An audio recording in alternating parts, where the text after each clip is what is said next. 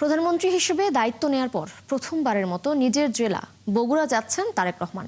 আগামী 20 এপ্রিলের এই সফর ঘিরে জেলা জুড়ে বইছে উৎসবের আমেজ, চলছে প্রস্তুতি।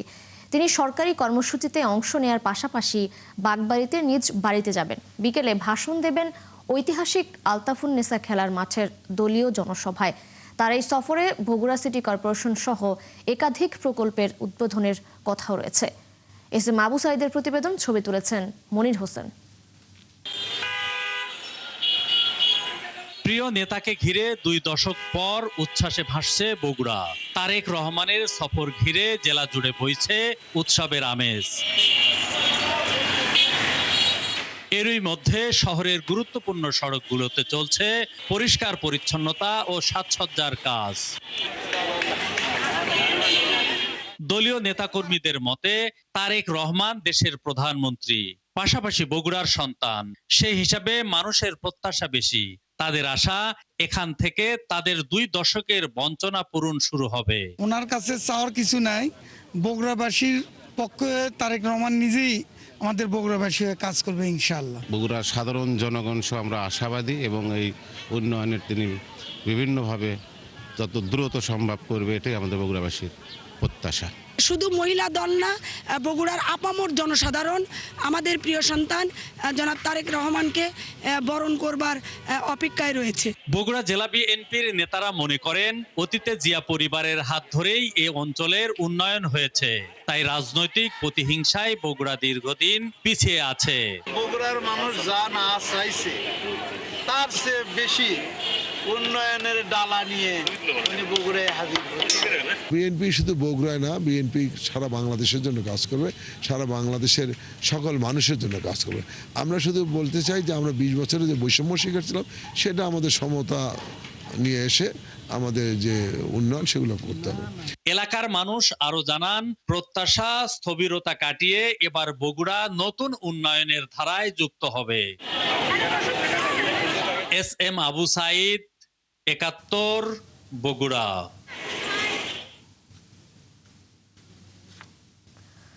প্রধানমন্ত্রী হিসেবে দায়িত্ব নেওয়ার পর প্রথমবারের মতো নিজের জেলা বগুড়ায় যাচ্ছেন তারেক রহমান। এই সফর ঘিরে প্রস্তুত জেলা প্রশাসন ও দলীয় নেতাকর্মীরা। সেখানকার খবর জানাতে আমাদের সাথে যুক্ত হচ্ছেন সহকর্মী এস এম আবু সাইদ।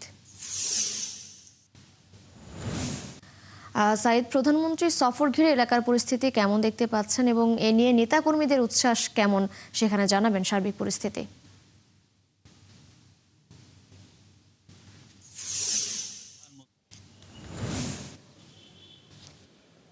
ধন্যবাদ তৃষা।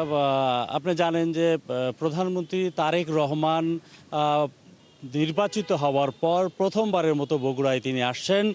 আর এই তার আগমনকে কেন্দ্র করে বগুড়াবাসী অনেক উচ্ছ্বাসিত, আনন্দিত এবং তারা কিন্তু এবার প্রধানমন্ত্রীর কাছে অনেক চাওয়া বা আশা আকাঙ্ক্ষা নিয়ে অপেক্ষা করছেন। বিগত 20 বছরে বগুড়ার যে উন্নয়ন হওয়ার কথা ছিল, সেই উন্নয়নগুলো হয়নি। বগুড়াবাসী মনে করছেন যে অন্তত পক্ষে যে উন্নয়নগুলো বাকি আছে সেগুলো উন্নয়ন করে অন্যান্য জেলার সাথে বগুড়ার যে উন্নয়নের সমতা, সেই সমতা আনবেন। এবং আমরাও কিন্তু ইতোমধ্যে সেই বিষয়গুলো জানতে পেরেছি যে বগুড়ায় প্রায় 151 বছর পর বগুড়া পৌরসভাকে সিটি কর্পোরেশনে উন্নতিকরণের কাজ চলছে। আমরা যতটুকু জানতে পেরেছি যে প্রধানমন্ত্রী সিটি কর্পোরেশনের আনুষ্ঠানিক ঘোষণা করবেন। এছাড়া বগুড়ার বেশ কিছু উন্নয়ন কর্মসূচি তিনি ঘোষণা করবেন, যার মধ্য দিয়ে বিগত 17 বছরে বগুড়ার যে উন্নয়ন হওয়ার কথা ছিল, সেই উন্নয়ন থেকে শুধুমাত্র রাজনৈতিক বৈষম্যের কারণে, বঞ্চিত থাকার কারণে কিন্তু সেটা হয়নি। তাই বগুড়াবাসী আশা করছেন যে বগুড়ার এবার কাঙ্ক্ষিত উন্নয়ন বগুড়ার ঘরের ছেলে তারেক রহমানের হাত দিয়েই হবে, এমনটি প্রত্যাশা বগুড়ার সর্বস্তরের মানুষের। তিশা, এই ছিল বগুড়ায় প্রধানমন্ত্রীর আগমন ঘিরে সর্বশেষ তথ্য। আবু সাইদ, আপনাকে ধন্যবাদ আমাদের সাথে যুক্ত হওয়ার জন্য। দর্শক, বগুড়ায় প্রধানমন্ত্রীর সফর ঘিরে জানাচ্ছেন আমাদের সহকর্মী এস এম আবু সাইদ।